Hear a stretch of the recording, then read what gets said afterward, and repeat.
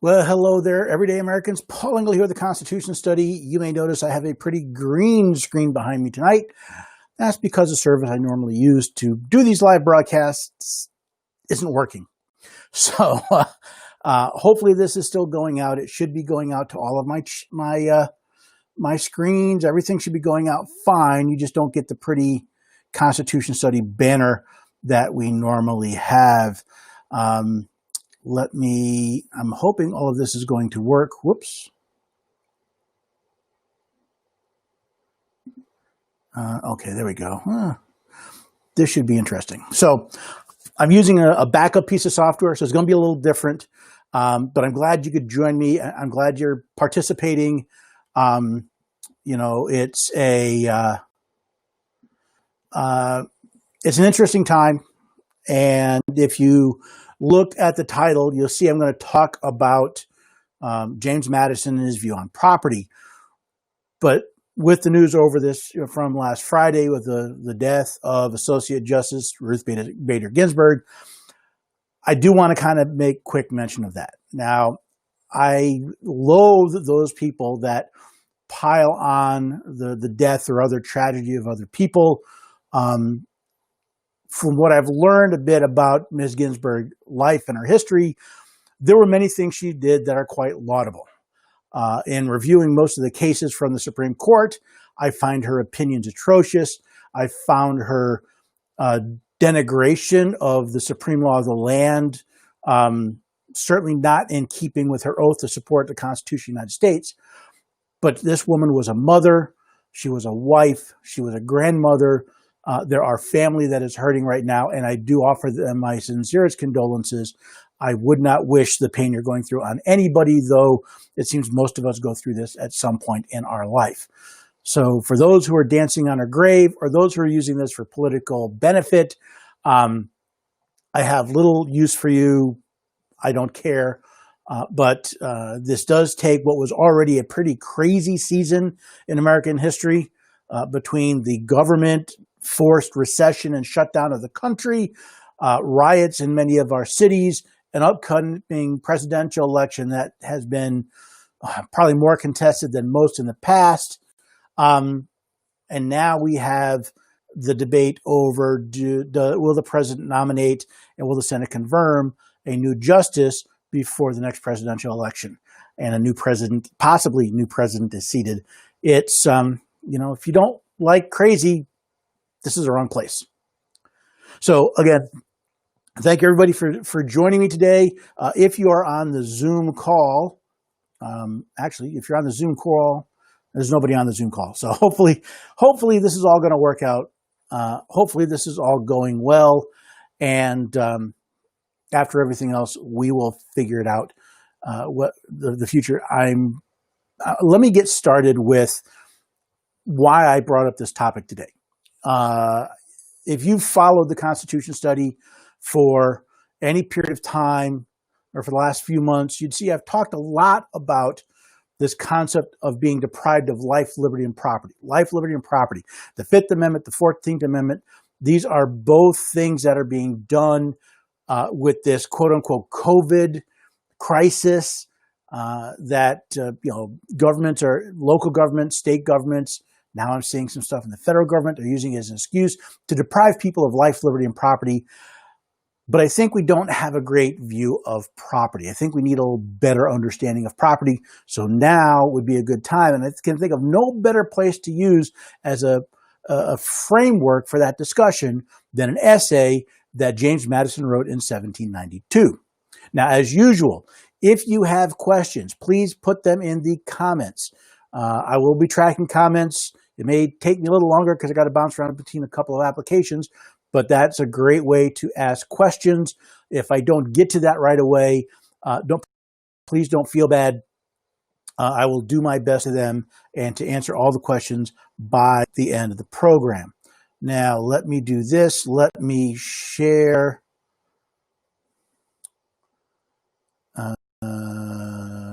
Let's get the right one.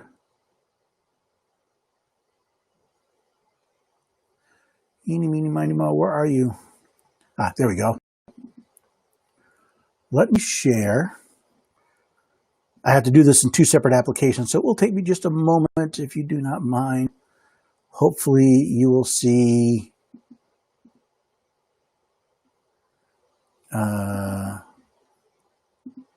so hopefully you'll see this. Now, unlike other live streams events, I don't have slides. I don't have other notes and quotes are going to pop up. I am literally going to read from this essay that James Madison wrote and comment on it as we go. So, you can follow along if you want. You can find this on the National Archives, archives.gov. And follow along. But again, it's a question of understanding. When we're talking about depriving people of life, we understand it. Liberty, we have a pretty good idea.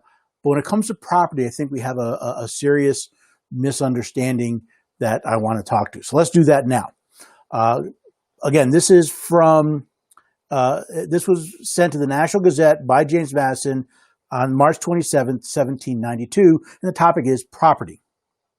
This term in its particular application means that dominion which one man claims and exercises over the external things of the world and exclusion of every other individual. In its later and juster meaning, it embraces everything to which a man may attach a value and have a right, and which leaves to everyone else the like advantage. So, again, we use language a little differently, so it's a little tricky sometimes to follow what he's saying, but he's saying property is that which you have control over. Dominion. If you claim control, if you exercise control over an external thing to the exclusion of others, that's your property in its most restrictive sense, right? In the larger, what he's a juster meaning, it's anything to which you attach value and have a right to, something that other people don't, right? So, we think of it, your laptop or your iPhone or your car or your house. Well, that's all concrete stuff that's external things that if you own them, you have exclusive dominion over them. Well, they're your property. But he says things that you attach a value to, and this will make a little more sense as we go through it a bit more. But this idea that property is not merely things becomes important. Continuing on. In the former sense, a man's land or merchandise or money is called his property. In the latter sense, a man has a property in his opinion and the free communication of them. He has a property of peculiar value in his religious opinions and in the profession and practice dictated by them. He has a property very dear to him in the safety and liberty of his person. He has an equal property in the free use of his faculties and free choice of the objects on which to employ them. In a word, a man is said to have a right to his property. He may equally be said to have a property in his rights. That was actually the first quote I heard from this particular document. Let me grab a sip of water here. And I thought it was intriguing. Because he's saying not only do you have a right to your property, but you have a property in your rights. So as he was saying, in the juster sense, things that you have that you place a value on, things you have a right to, that is your property. So he says, yeah, we understand that your land or your merchandise or your money is your property. He says, your opinion and the ability to communicate them freely is your property. Your religious opinions, the profession and practice of your religion is your property. Your safety and your liberty to your person is your property. And he says, look, it has an equal property in the free use of his faculties and free choice of the objects on which to employ them. All right, what's he talking about here? So, for example, I had a 30-year career in IT. I was a computer geek. Now, my ability to take my skills, what I knew, my capabilities, and to use them to the objects that I wanted to employ them how I wanted to, and to be compensated in a way that I found just, well, that's my property. In other words, when I worked for a corporation, I was lending them my property in exchange for a salary. But the skills were still mine. The intuition, the understanding, that was still mine. That's my property, and I place value in that. So when he says that, you have a property in your rights, that includes your right to work, to take your skills, whether it be mental or physical, to take those skills and use them however you want to employ them. I was following up on some old articles that I go through to what I want to post on the website, and I came across an opinion from Kentucky talking about a lady. She's a photographer. She's a wedding photographer, and she got an injunction to prevent Kentucky from enforcing their you have to take. She had to work for same-sex couples and all that. I'm drawing a blank on the term. Their SOGI law, that was it. Sexual orientation and gender identity law. The judge put an injunction on it because he said, while there are certain things she won't win, she has a very good chance. She has a right to her belief, and she has a right to not exercise her belief in a way that she finds contradictory.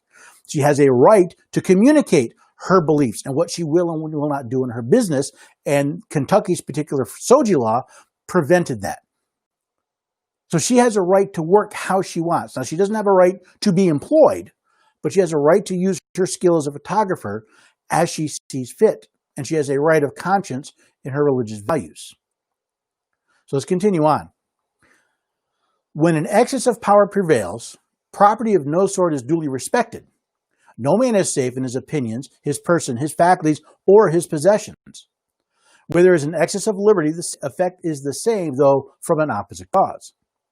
Government is instituted to protect property of every sort, as well as that which lies in various rights of individuals, as that which the term particularly expresses. This government, that alone is a just government which impartially secures every man whatever is his own.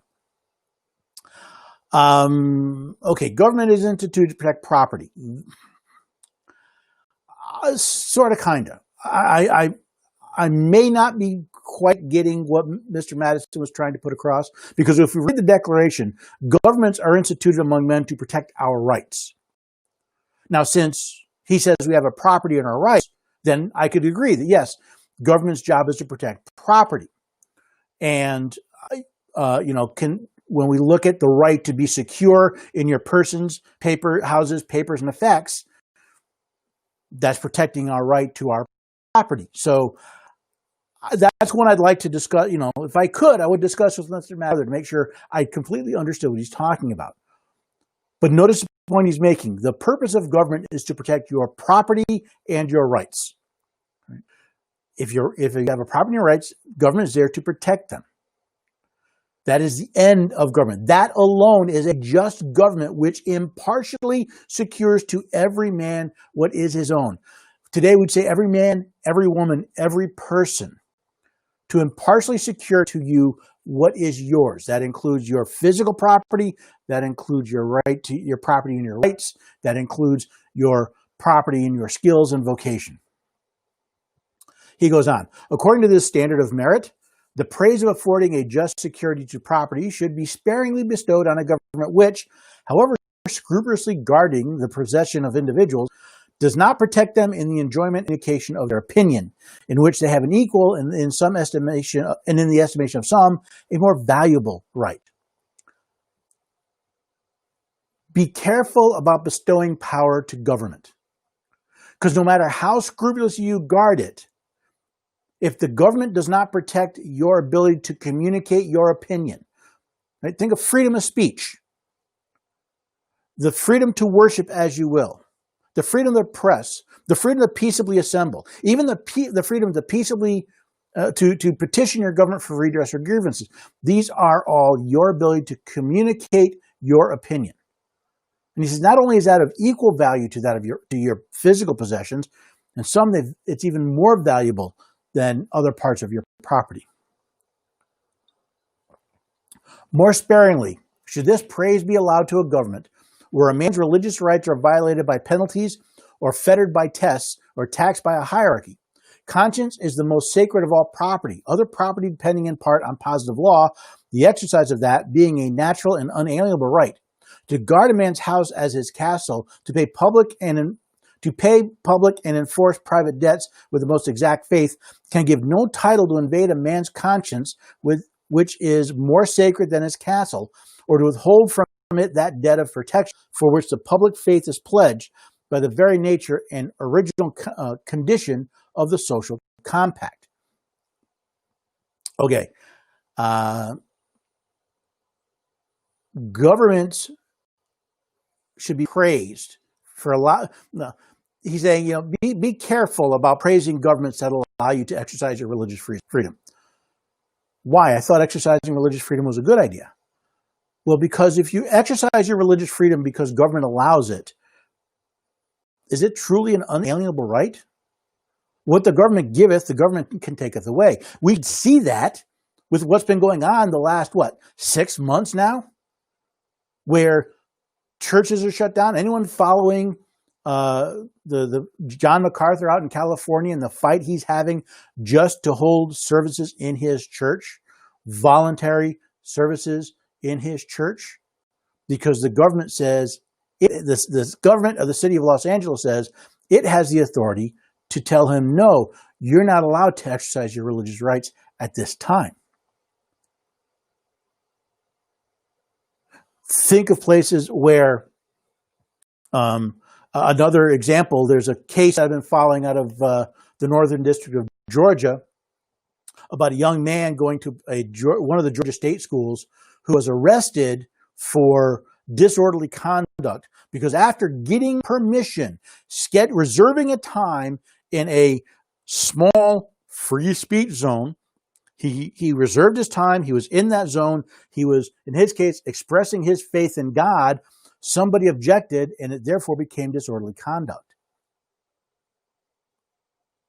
See, when we start praising governments when they protect rights, we forget that at some point they're going to say, well, that means we're going to control them. So it's one thing to guard a man's house. It's one thing to guard your house and to say, no, a thief cannot go in and steal your property. It's another thing to tax them, to pay and enforce debts. That's something else. But to invade a man's conscience, or a woman's conscience, I mean, using it, man in the English plural, right? The idea of mankind. Your conscience is more sacred than your property. To withhold the protection of that is a violation of the most basic part of the social compact that is America. This is not a just government, nor is property secure under it, where the property which a man has in his personal safety and personal liberty is violated by arbitrary seizure of a class of citizen for the service of the rest. A magistrate issuing his warrants to a press gang would be in his proper function in Turkey or Indostan under appellations proverbial of the most complete despotism. Now we're starting to get real interesting here.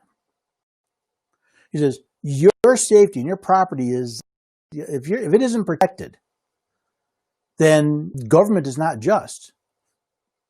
And not simply the seizure of property. Look at it is violated by arbitrary seizures of one class of citizen for the service of the rest. Now, I'll pick on the obvious. So when government says we must seize your property, your income, your wealth, your whatever, in order to service the poor, the elderly, the indigent,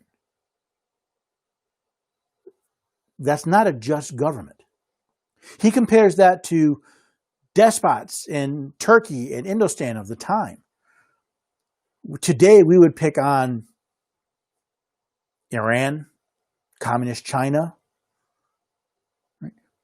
Countries where you're right, you don't have rights except what the government allows you to have. But think of it another way. We're being told that we must give up our rights. We must give up, in many cases, business owners must give up their business and their livelihood. Landlords must give up control of their property. Why? We have to serve the citizens that need to be protected. We can't let you go. We can't let you actually use your business because, well, some poor fool and I'd actually walk in and do business with you and get sick.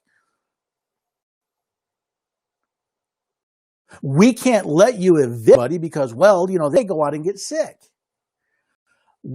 Government is now violating your right to property. They are confiscating, they are seizing your property for another class, to service another class of citizen.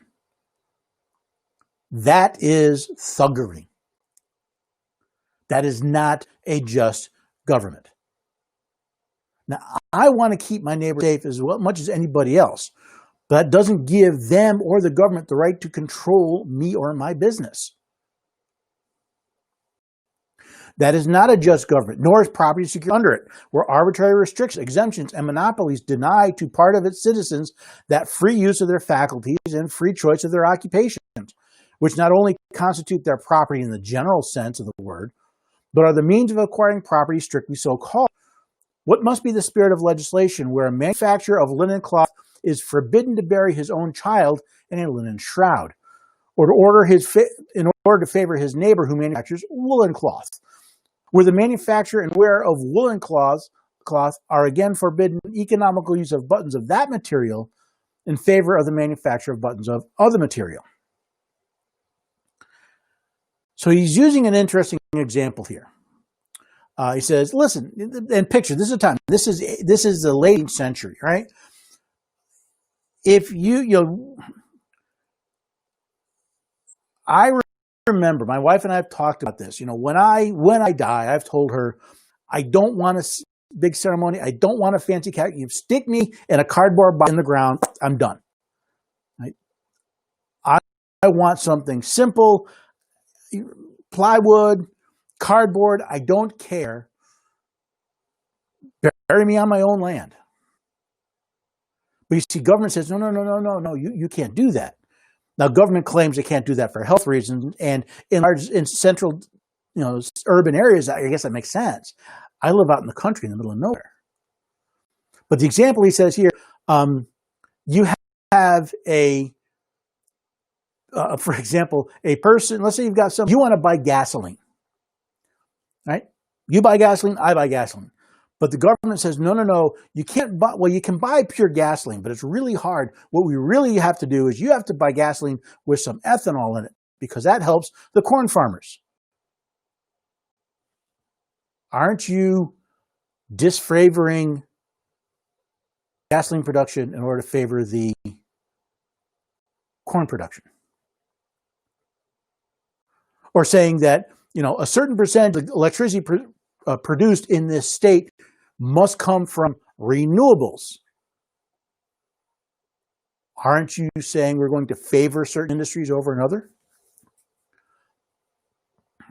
By the way, we have the same scenario, right? Because the government puts tariffs on sugar to support the sugar farmers in the U.S. And what is he saying? It's not a just government.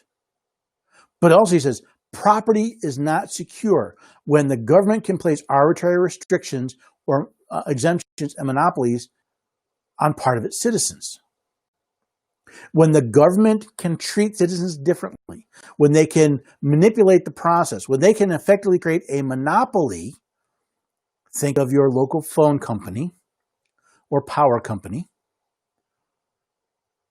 They're worried about breaking up monopolies like Facebook, but they ignore the monopolies that impact us day in, day out.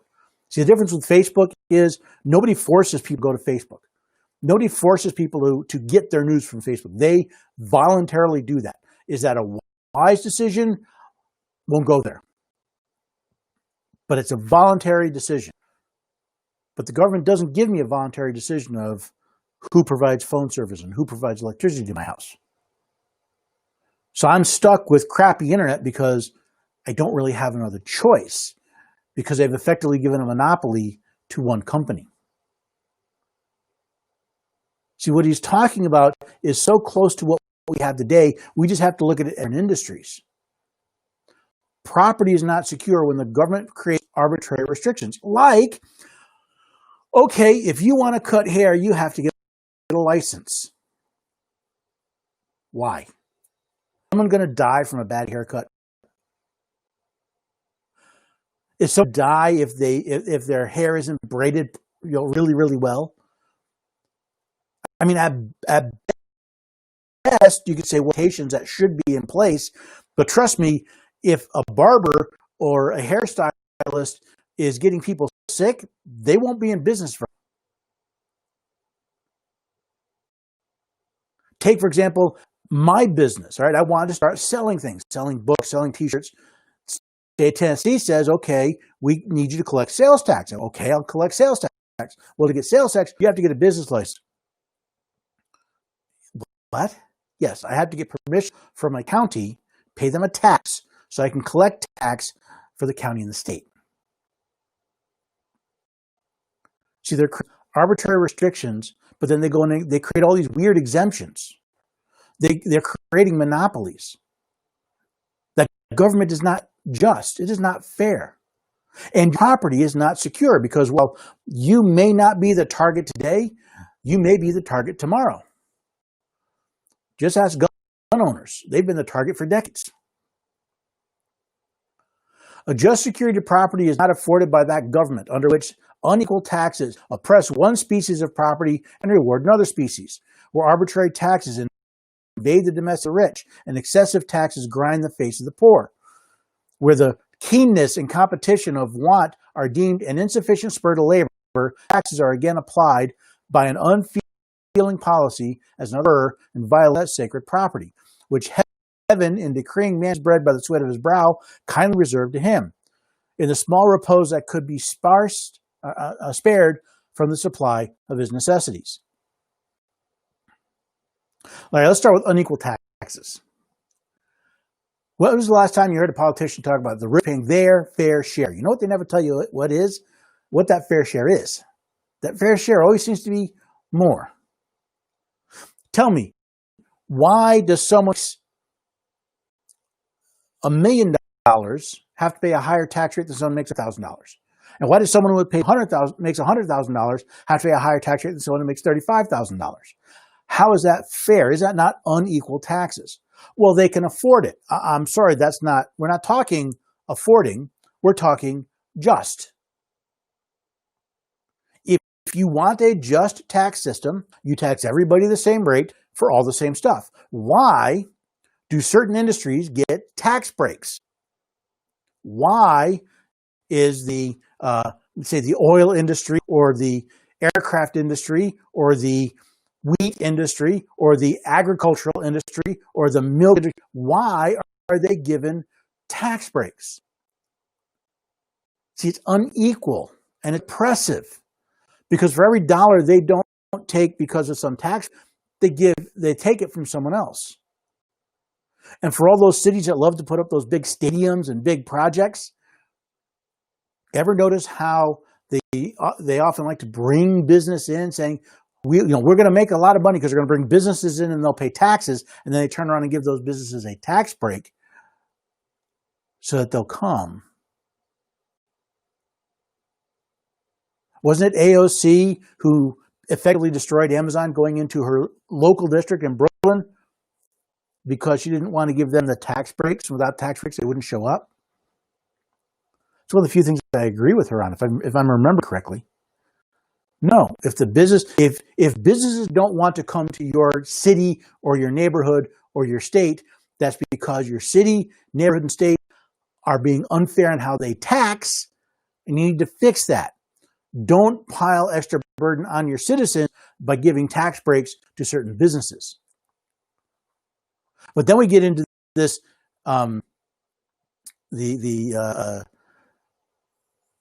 the taxes that invade the sanctuaries of the rich and the excessive taxes grind the face of the poor. Again, being equal. But this is the part that kind of got my attention. And this may help because for those of you who don't know, I'm also a part-time preacher, so I study the Bible quite regularly. But he says, where did he put it? Where the keen competition of want are deemed insufficient spur to labor, and taxes are get applied by an unfeeling policy as another spur, in violation of the sacred property which heaven, in decreeing man to earn his bread by the sweat of his brow, kindly reserves to him. In other words, rather than realizing that the best way to get someone to work is to make them uncomfortable in their poverty, I think it was Benjamin Franklin said the best way to get someone out of poverty is to make them uncomfortable. Rather than recognizing that the best way to get people to work is to not pay them not to work, to let them go hungry. There are lots of situations where people need help, where someone has had an economic disruption, where a family has been, their house has burned down. I'm not talking about that. I'm not talking about the outlying situation, which as human beings, we should be generous enough. I'm talking government coming in, and rather than this unfeeling policy. See, when my neighbor has a need, I feel for them and I'm driven to help them. When I see hunger in my neighbor, in my town where I live, I'm driven to find ways to help it. When a house is down and the family needs shelter, I'm driven to help them. But you see, government doesn't feel. Government doesn't have compassion. They don't feel. Their policies are unfeeling. All they see is a face. They don't even see a face. They see a number. And they want to put something to it. And sadly, more often than not, it violates the very idea that I believe God has put in place that, yes, we are to work for our supper. He will eat. He will not work, will not eat. Or the man who will not provide for his own is worse than an infidel. Paraphrasing. Government comes and protects us from that. What you end up with is unjust government, and your property is not secure. Because these unfeeling policies, while they may have been put in place to make things better, more often than not, they make things worse. If there be a government then which prides itself on maintaining the inviolability of property, which provides that none shall be taken directly, even for public use, without indemnification to the owner, and yet directly violates the property which individuals have in their opinions, their religion, their persons, and their faculties, nay more, which indirectly violates their property in their actual possessions, in the labor that acquires their daily substance, and in the remnant of time which ought to relieve their fatigues and soothe their cares, the influence will have been anticipated that such a government is not a pattern for the United States. Our Pledge of Allegiance to the flag says we're the land of the free and the home of the brave. Actually, got that wrong. National anthem, land of the free and the home of the brave. Sorry, I got a little distracted there. Right? But we talk about being the land free and the home. How free are we? If the government can tell you without any just cause, without any proof that you're in danger, no, you must stay home. I haven't it, but I heard that there's a state in the union, the governor signed some order trying to make it a felony if you don't self-quarantine.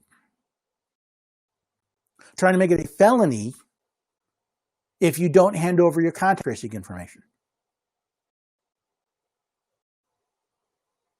That's not a just government. How can we be the land of the free if we're not to live our lives without government okay, without government permission? Look what he's saying. Okay, yeah, we're going to protect your property. We're even going to say in the Constitution, we're not going to take property for public use without just compensation. But yet, look what it does. It directly violates your individual opinion.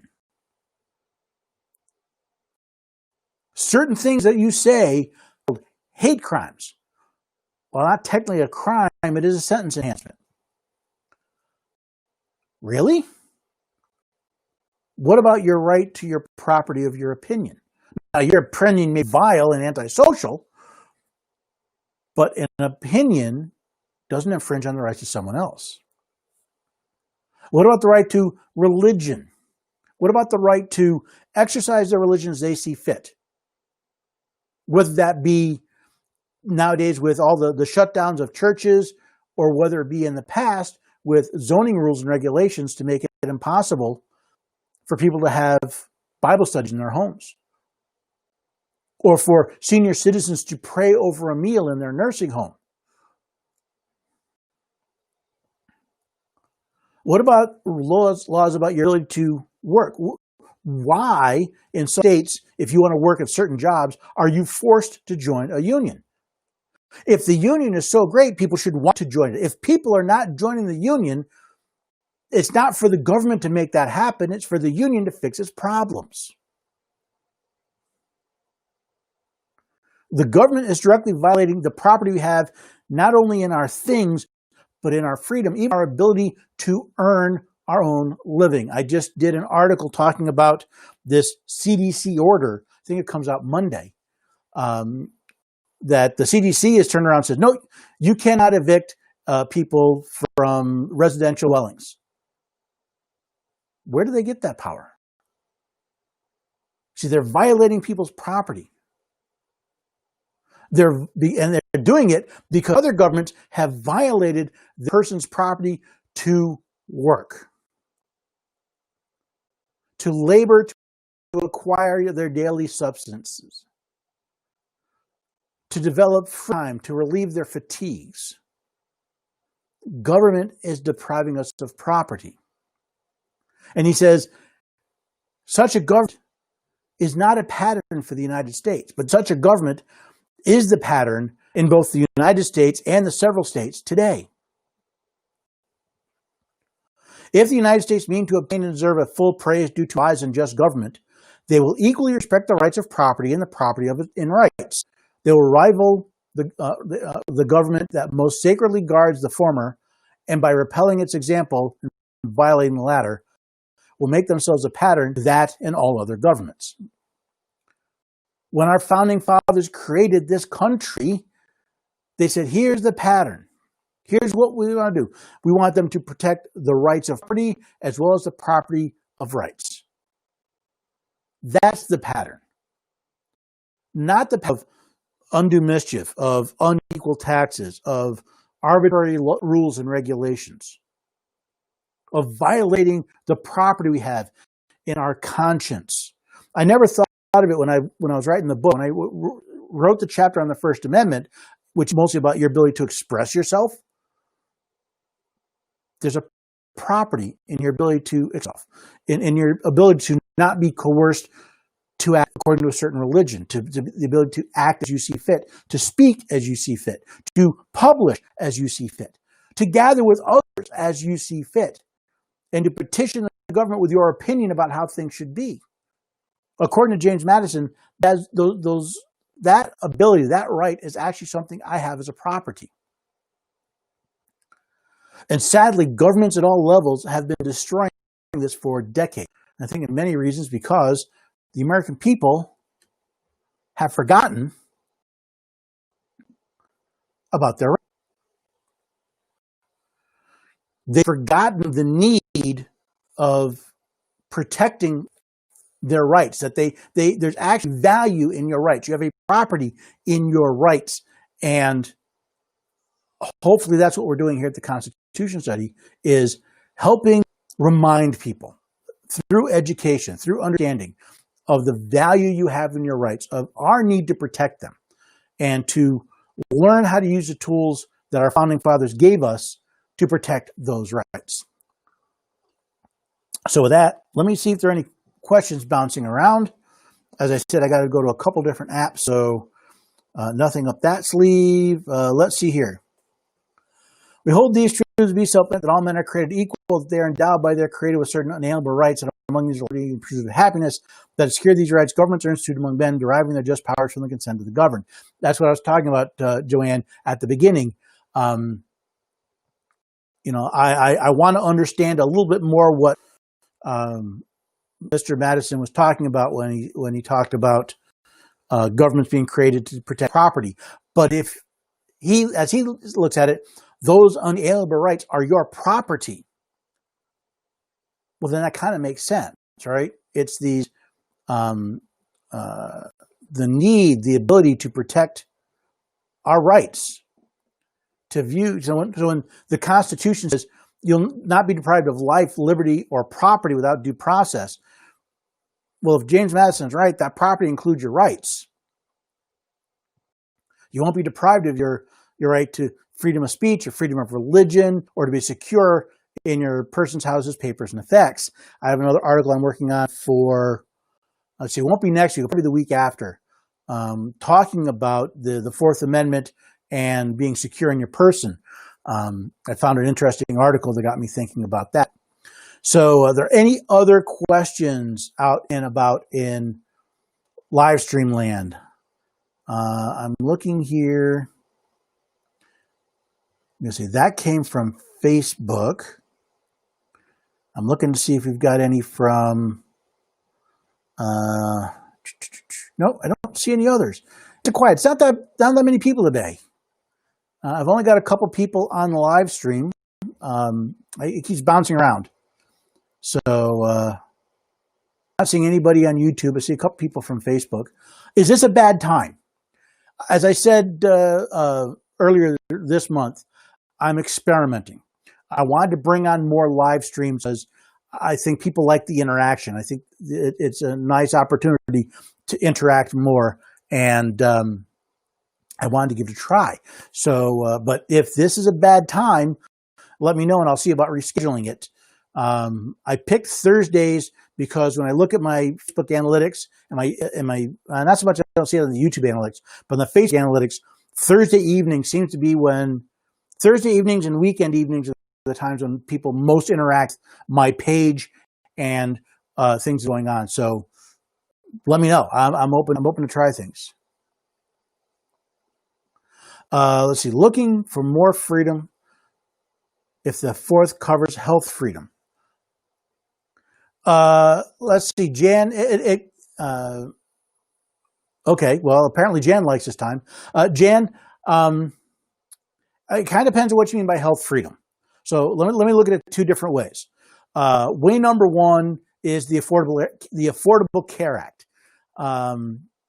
Does the government have the authority to tell you how to go about paying for health care?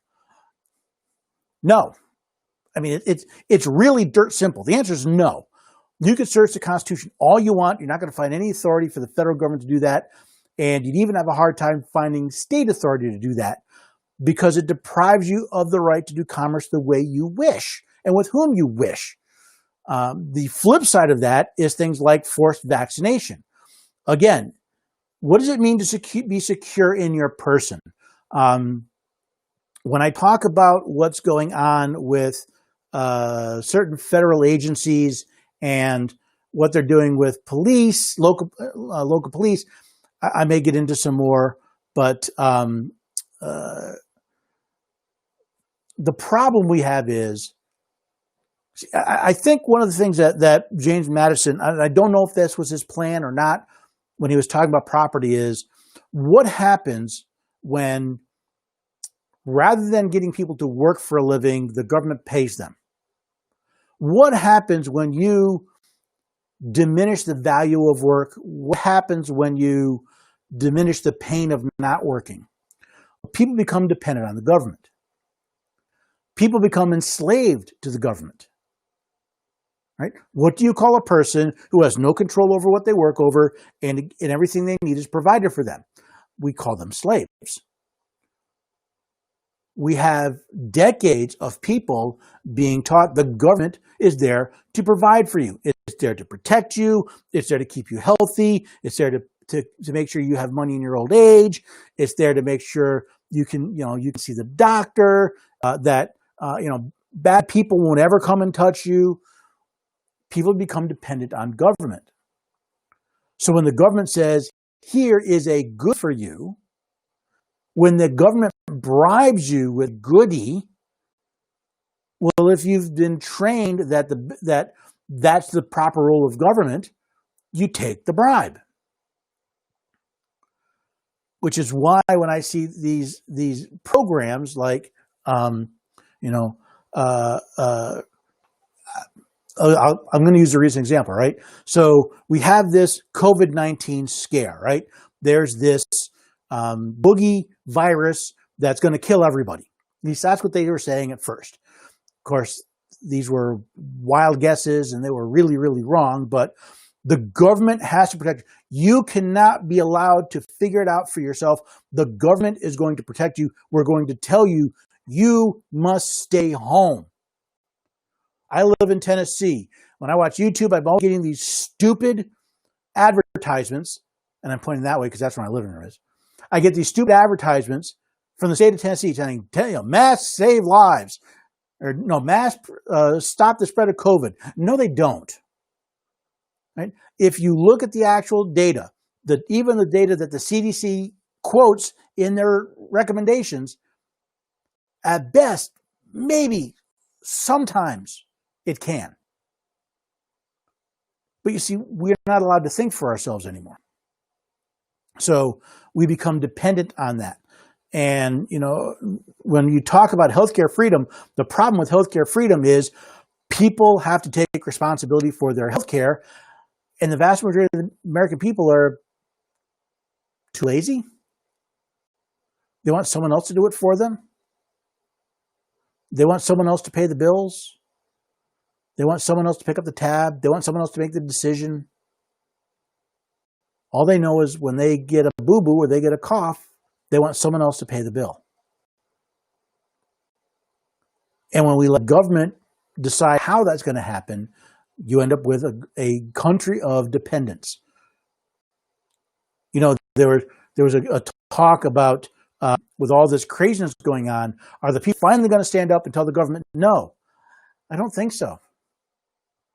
Really, I have seen nothing in the character of modern Americans to believe that they are suddenly going to say, you know what, I'm going to take care of myself. No, way too many of the American people want someone else to take care of themselves, take care of them for them. They want the government to keep them safe. They want the government to tell them when the vaccine is safe. They want the government to tell them what medication they should. Oh, we can't use a hydroxychloroquine because the government said it's bad. The same government that said it's okay for 65 years. We must listen to the CDC, a quasi-government agency.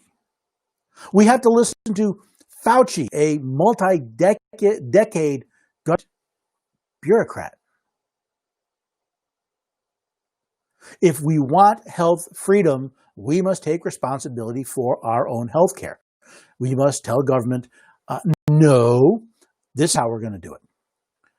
And when people do that, the first people are going to have a really hard time.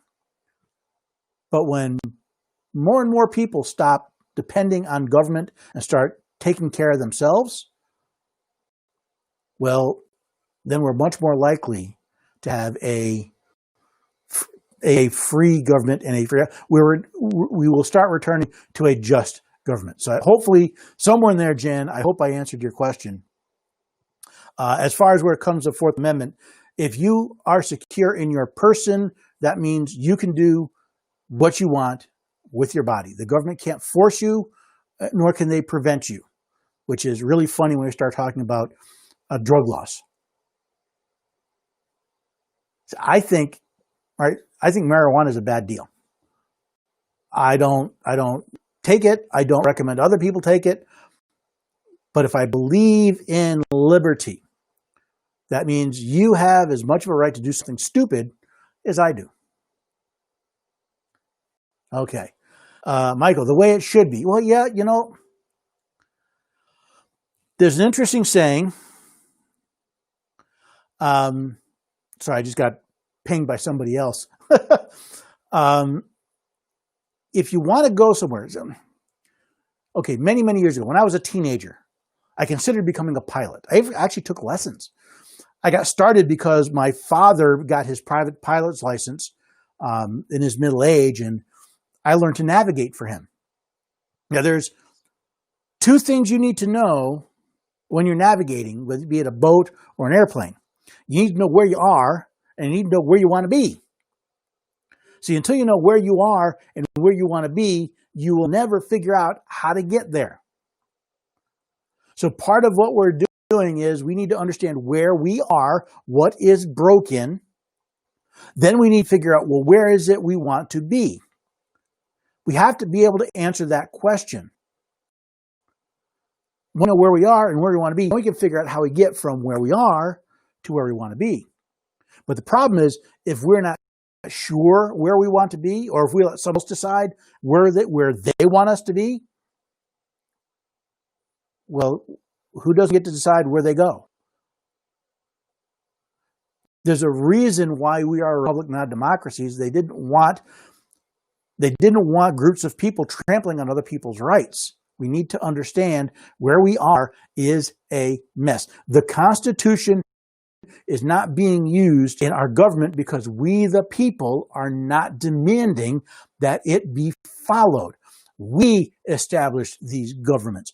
We set their boundaries, and it's about time we start telling them what to do, not the other way around. Where we are, government is in charge. Where we want to be, liberty, where the people are in charge. How do we get there? By stopping following the people that are following government and starting to follow people that are heading towards liberty. Ask yourself, I don't care we're coming up to election day. I don't care who the candidate is. I don't care what office they're in. There really should be two questions you should ask yourself about any candidate. First, what is their record of supporting the Constitution when it is hard?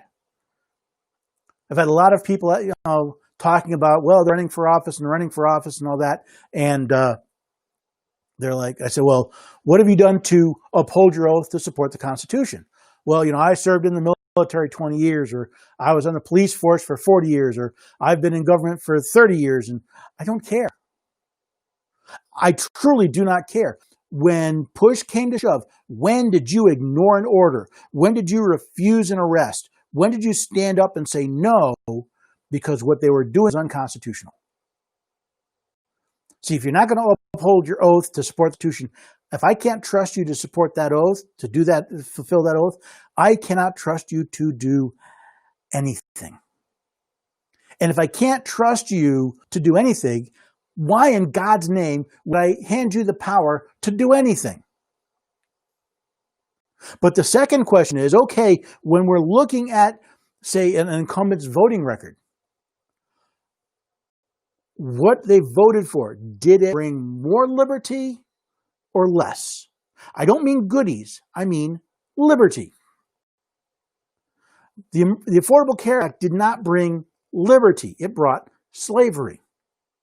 The Patriot Act did not bring liberty, it brought slavery. It opened things up for corruption. When I look at a judge, did they follow the Constitution? Did they follow the laws? Did they place their opinions above the laws? Were their opinions just? Did they bring more liberty or not? Jan says it might be too late. I don't know, it might be. I cannot predict the future. I don't have a turban, I don't have a crystal ball. But I know two things. My daughter is inheriting a country that is less free than the one I inherited from my parents. And that if I do nothing, when I leave this land, the United States will be less free than when I was born. If I don't do anything, it's going to get worse. Second law of thermodynamics. We will continue toward anarchy and slavery. If I want her to have a country that is better than it is today, it may not be perfect. It won't be perfect. I'd be a fool to believe that somehow what I'm doing here is going to magically make America better. But if I make a little bit better, if I leave it a little bit better than it is when I started, if I take it, if I do nothing but yell at the bridge of the Titanic saying, you got to turn, there's an iceberg. I've got to do something. If I throw up my hands, we're just going to hit the iceberg. Better to do something. Better for it to not be as bad as it could have been than simply turn off and go, well, I can't fix it, it's too late. Yes, Jan, both parties are out of control. In fact, I wholeheartedly agree with Mr. Washington, parties will be the death of this country. I was at a county board meeting a couple weeks ago, and I met some from the Republican Party who invited me to come to one of their meetings. I said, you have to understand, the parties are going to destroy us. The parties, in many cases, have destroyed us. I'm going to announce it here. I've tentatively set a date for a webinar I'm going to be doing on the presidential elections and the Electoral College. I've tentatively set it for, I think it's Saturday, October 24th. It'll be 1 p.m. Central Time. And part of the reason is, the part that I bring it up here is, I talk about how the parties have corrupted the electoral process and what we can do to help change that. And believe it or not, it has nothing to do with Washington, D.C. It's your state house. So keep that in mind. If you're already on my mailing list, then you'll see the announcement when it comes out, either in the newsletter that comes out early next week, or I'll be making another announcement a little later. If you're not already on my mailing list, please go to the website, constitutionstudy.com, and look for, sign up for the newsletter on the right-hand side. I don't go crazy on the inbox. Like I said, I send out one newsletter a month. And then I do send out announcements if I'm releasing a new webinar or a new program or something. But it's the best way to keep in touch. And you'll if you're interested in that webinar, it's absolutely free. I've scheduled it for 2 hours, although I've probably only got about an hour, hour and a half of material. But I wanted to leave plenty of time for questions, so it'll be very interesting. So yeah, please head to the website, constitutionstudy.com, sign up for the newsletter, and you'll see when you can sign up. And if you can't make it live, sign up anyway, because I'll send you a link to the recording. So that's good to know as well. So yeah, both parties are out of control. Absolutely a pox on both their houses. I don't care. Republican, when I heard the announcement that Justice Ginsburg had died, it was curious how long it took before the Republican head of the Senate said, we'll push through a new nominee. He's just as much of a political weasel as the rest of them. A pox on both their houses. We need to stop looking for parties to fix the problem. We need to stop looking for someone else to fix the problem. We need to look ourselves square in the mirror and say, we are part of the problem. You want to know what the problem is? Look yourself in the mirror and then figure out, what can I do to make things better? And yes, Jen, it has taken 150 years for this mess to get this bad. If we go back and look at some of the history, we see in the late 1800s, we start seeing this progressive big government movement really take a hold. Big government goes all the way back to the Federalists in 1787 and before. But we really see late 1800s, you start seeing control. Then in 1913, we see a big push towards federal government being in control. We saw another push in the late 60s and early 70s. Again in the early 2000s, and it's growing. But that's because the American people, we keep looking for politicians who have made this mess to fix this mess. You don't you don't take the person who's made the mess and expect them to fix it unless you teach them. And we haven't taught them. So it's going to take years to get back to where we started. I'm sorry, if you're looking for a quick fix, I can't help you. I'm not going to pretend that we can easily fix the mess that we've made. But I come back to, if we do nothing, it's just going to get worse and worse and worse and worse. And that's why, I've had the Republicans, the Constitution Party, the Libertarians, all come talking to me, and I tell them the same thing: a pox on your houses. I'm not part of a political party. I don't want to be part of a political party. I want to do what the constitutional laws say and fix the problem. And the parties have made this mess. I'm not going to join them in that swamp. Let's see, late to the party. And for at least, and I assume other states, when you register to vote, you swear an oath to defend the Constitution of the United States. When you register to vote? This is Calindo. I'm not aware of it. When I registered to vote in New York and in Tennessee, I never swore any oath. Now, when you take office, you swear an oath. So if you take a federal office, you're required by Article 6, Clause 3 to swear an oath to support the Constitution of the United States. If you take a state office, again, U.S. Constitution Article 6, Clause 3 says you must swear to support the Constitution of the United States, and most states require you to swear to support the Constitution of that state, but not when you register to vote.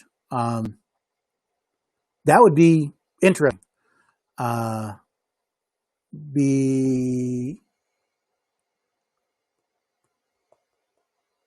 have to think about that one for a while. Something about that doesn't strike me as quite kosher, to require that you swear an oath to exercise a right. And the right to vote is an alienable right. It's not an unalienable right. It's an alienable right. But I'd have to sit and ponder that for a little bit. So, Calindo, that is an interesting thing. I'm going to have to think about that for a little bit. I'm curious if you could show me where in Florida they when you register where it says that'd be interesting, something to follow up on. Oh, let me check my other program here. No, there's nothing else going on in that other program. So, Josh Russell, yes, we are the problem. That's the bad news. The bad news is we are the problem. We, the people, made this mess. We need to stop blaming the politicians. We even need to stop blaming the parties because we let them. We turned over the reins and said, you go do whatever you want to do. And then we complained when they did whatever they wanted to do. That's the bad news. The good news is if we broke it, we can fix it. How do we fix it? Well, so there's an interesting scenario. Article 6, Clause 2 of the Constitution says the Constitution is supreme law of the land. Laws of the United States made pursuant to the Constitution are also supreme, but they have to be made pursuant to the Constitution. And treaties made under the power of the United States are also supreme, but again, they have to be treaties made under the power, right? So the Constitution is supreme. Now, both Alexander Hamilton in Federal 78 and Chief Justice Marshall in the Marbury versus Madison opinion both said that a legislative act repugnant to the Constitution or contrary to the Constitution is void. It's empty. It's meaningless. Now, what's interesting is in the Marbury versus Madison case, Marshall said, well, just because a law is void, does that mean we still have to follow it? And he went through and proved in rather lengthy legalese fashion that no, if it's not valid, it's void, you don't have to follow it. In fact, it's wrong to follow it. It's a violation of the law. It's a violation of your oath to follow it. Which means we, the American people, have to do two things. We have to do what John Jay said. We need to read and study the Constitution so we know what it says, so that we know what our rights are and what they aren't. We recognize when they're violated, but do we know what the rules are so that we can then do part two, and that is learn to defend and assert them. As I was talking to somebody earlier today, I believe it was North Dakota governor tried to make it a felony to not self-quarantine. And I think also to not hand over your contact tracing information. To which I said, well, one, I want a judge to step in and go, oh, hell no. Hell no. But what I want someone to drop a dime to the FBI.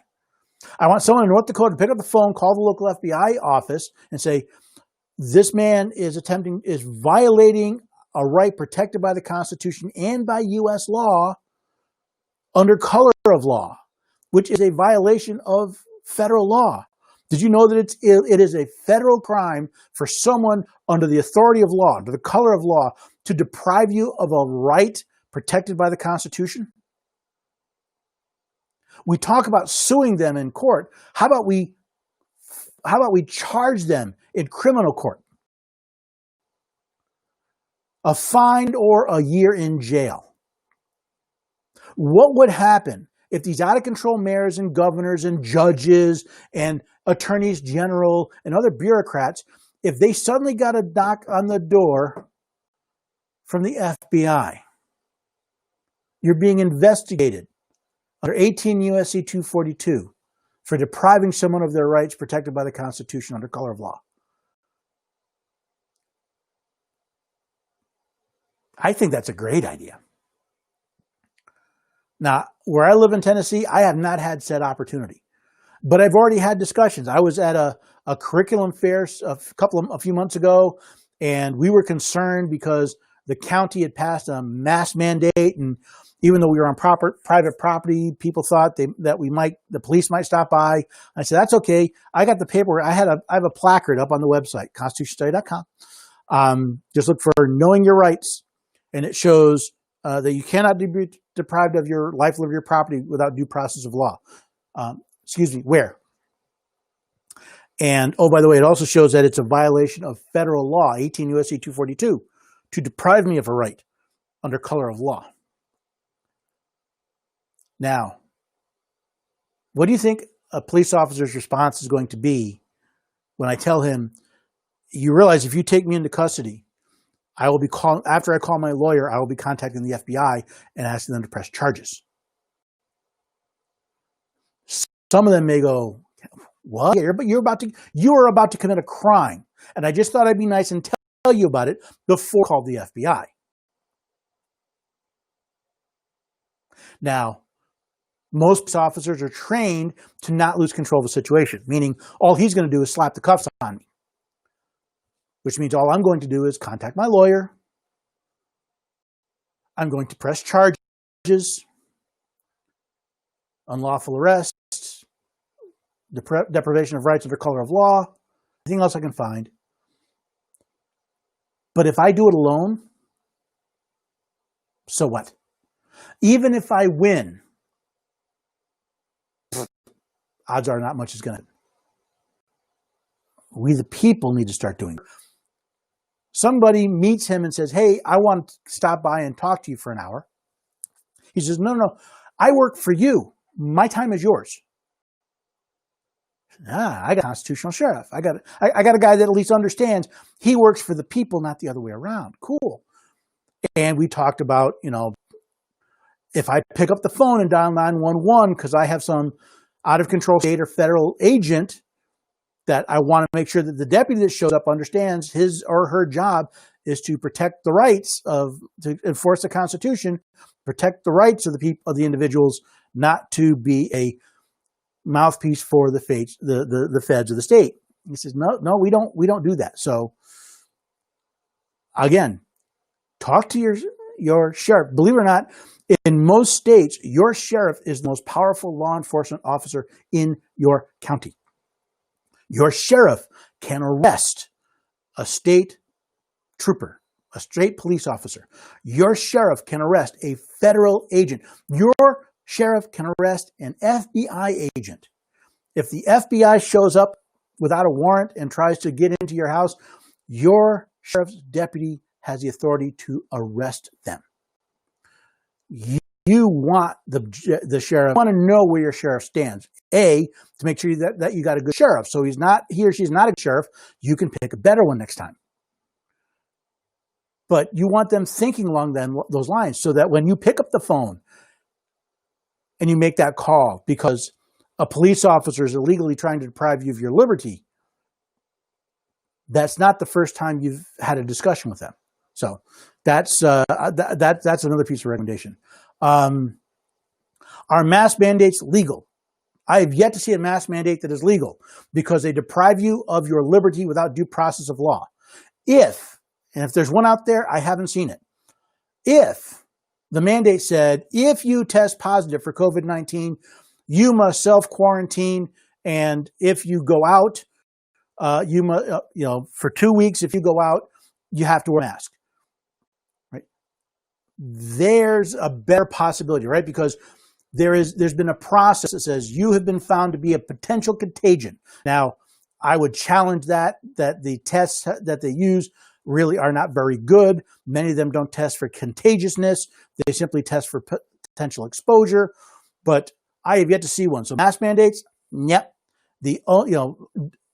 Public mask mandates, all right? Not private property.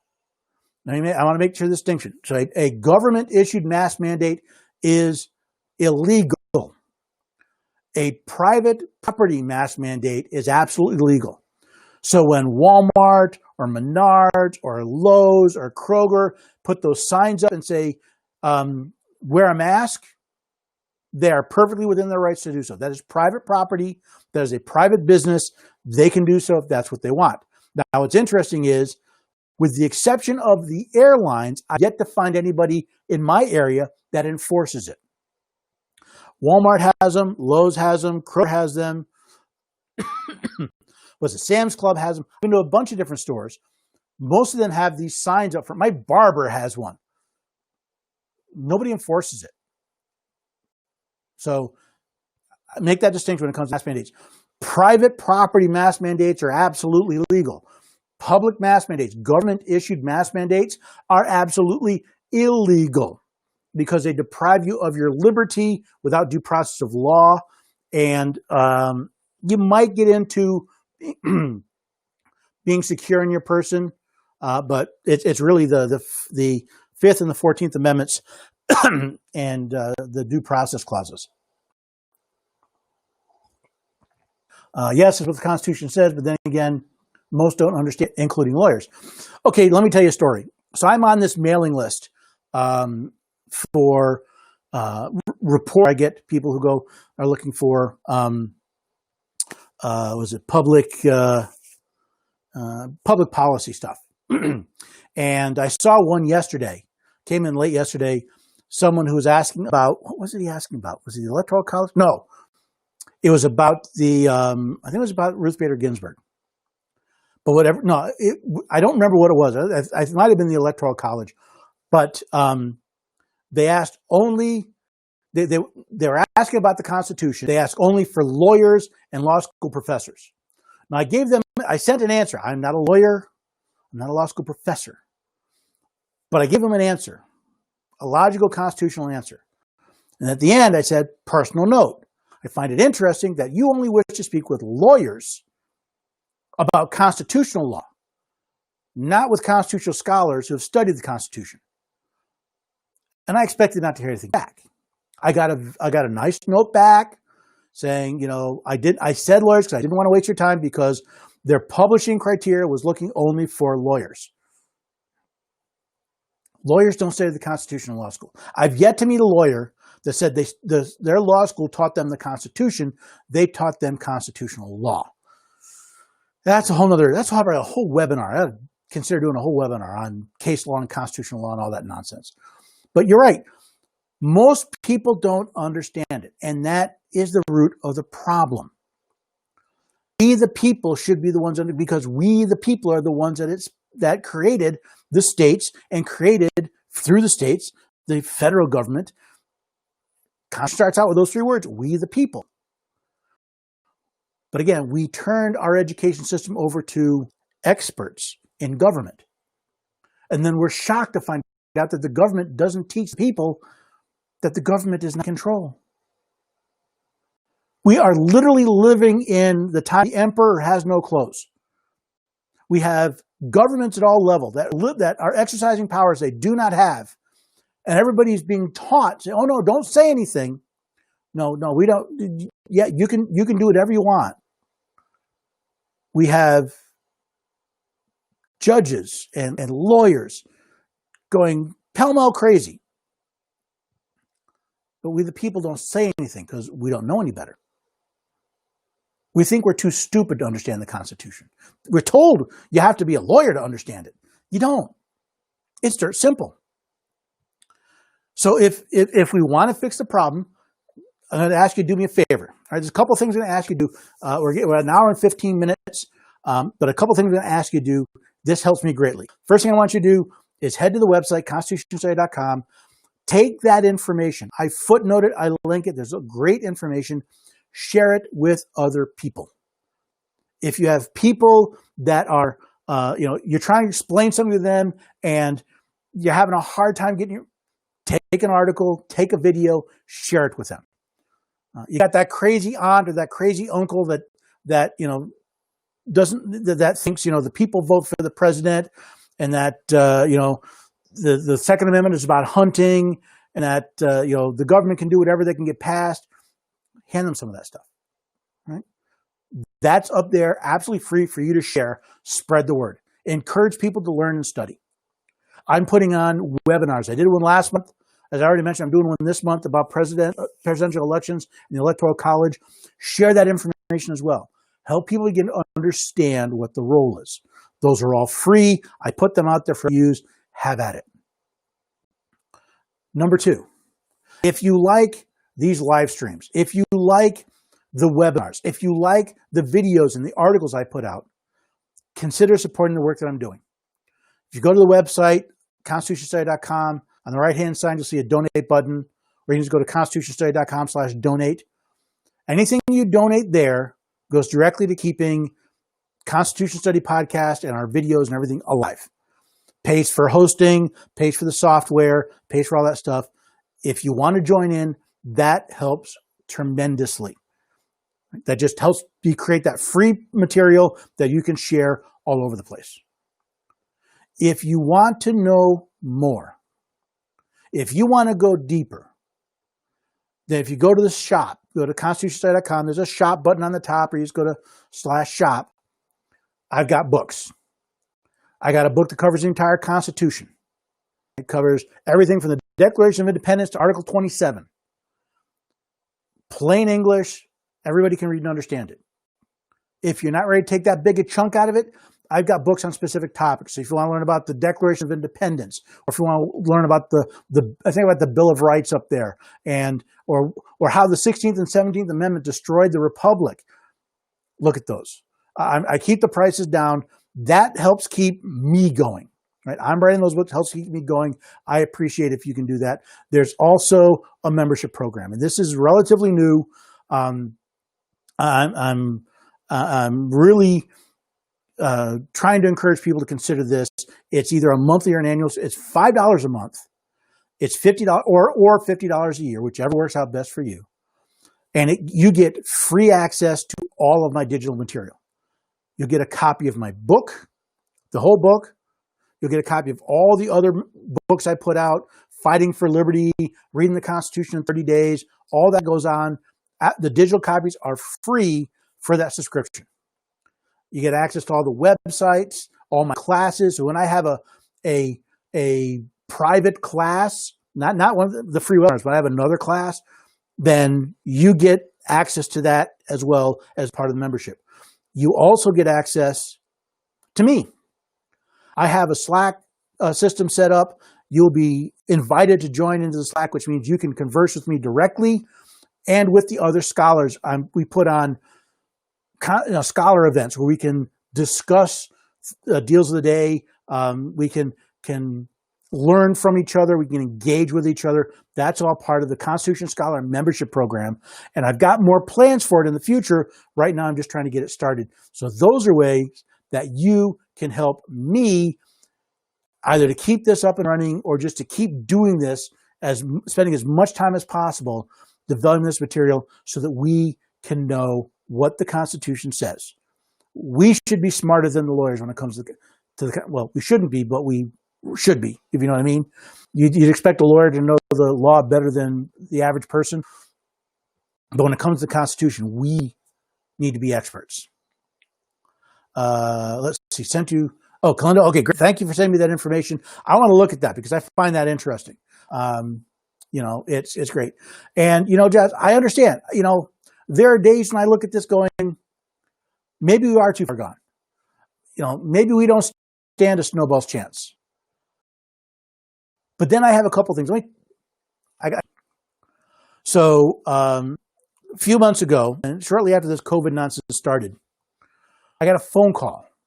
Actually, I started out with a direct message from a guy saying, somebody he knew said he should talk to me because he was working on a lawsuit to impact the primary elections in his state.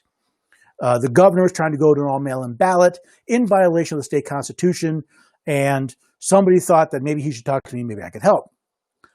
And I told him that I don't know your state's constitution, but I'm more than willing to help. We got on a phone call, we talked, we batted things around. push comes to shove, he sent a demand letter to the governor, and the governor backed down. Now, is that a big deal, right? They rescinded the mandatory mail-in ballot only option in that state because somebody had some information and convinced the governor otherwise. That's a small win. Won't you take a small win? Would you rather have a lot of little small wins than no wins at all? But then I got to tell you this other story. It was a week or so ago. I got a comment on one of my social media pages, and I don't have permission from the person to share all the details. I actually want to talk to them. I want to get more details because this is what made a difference to me. Their family had a lawsuit, and they won the lawsuit. And according to this person, in part because they knew the Constitution of both the United States and of their state.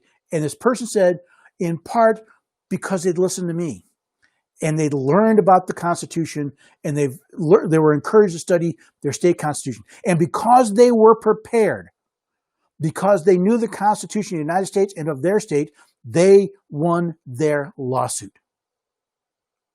Now, I don't know about you, but that gets me going. It means that maybe we're not going to change everything overnight. But I now know in 2 cases, a difference was made because people knew the Constitution and then learned and figured out how to apply that to an infringement on their rights. So yeah, I understand it gets frustrating. I do this full time. Do you know how much time I spend on my own putting out material, wondering if anybody's listening? I mean, I'm tracking my analytics. I know roughly 180 people a day download my podcast audio. I know roughly another 180 will do something on one of my social media pages. But it's amazing what happens when someone says, no, I learned something from you. And oh, by the way, it made a difference. We don't have to fix the whole thing at once. How do you eat an elephant? 1 bite at a time. I've got 2 bites. All right, they're little nibbles, but it's a start. So if you like what I'm doing and you can help, please do. If all you can do is learn and share, that's fine. But if you can come alongside, if you can help the work that we're doing, if you can help grow the Constitution study, if you can become part of it and help grow it, then maybe those 2 nibbles can become more. Who knows? One day we may be a pack of piranha. Take lots of little nibbles that makes a big difference in the long run.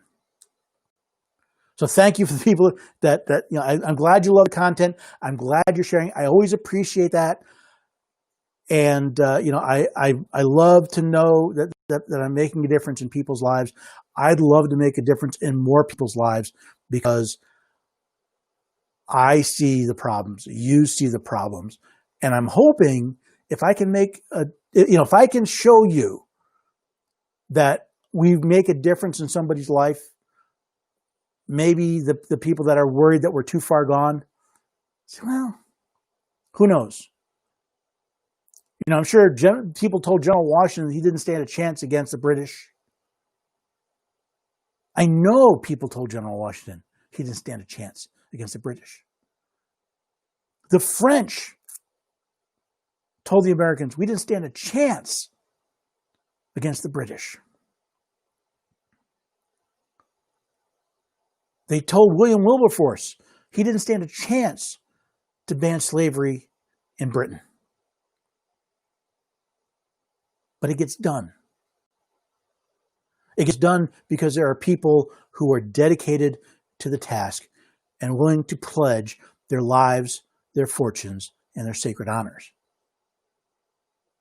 And if we want to secure the blessings of liberty, we're going to have to do that if we want our children to live at liberty. So with that, I'm going to wrap it up tonight. I want to thank you for the encouragement. I want to thank you for the questions. I want to thank you for the time and participation. Please, again, I keep repeating this because I think it's the most important thing that anybody can do. Share, encourage. If you want me to talk to one of your groups, contact me. We can do it over the internet. We can do it in person. I'm going to be going to some gun shows. Someone suggested I try out going to gun shows. So I got a table at a couple of gun shows. If you're in Middle Tennessee, I'm going to be in Clarksville this weekend. Invite me to participate. I understand that not everybody is crazy like me that likes to talk in front of people, but I love doing it. So bring me in. Let's find a topic, and I'll be more than happy to talk to your group as long as we can arrange whatever requirements are necessary. So with that, again, thank you, Kenneth. Again, someone else where I've changed the way they look about government. I love it. I love it. That's what that helps keep me going. That's what that's what has me out here, at 8:30 at night, standing in front of a camera talking, because people say, yeah, you make a difference. And I'm hoping that you will join with me to do so. And I hope, I hope to see you again the next time we get together, whether it's live or recorded right here at the Constitution Study. Thank you. Have a great night, everyone.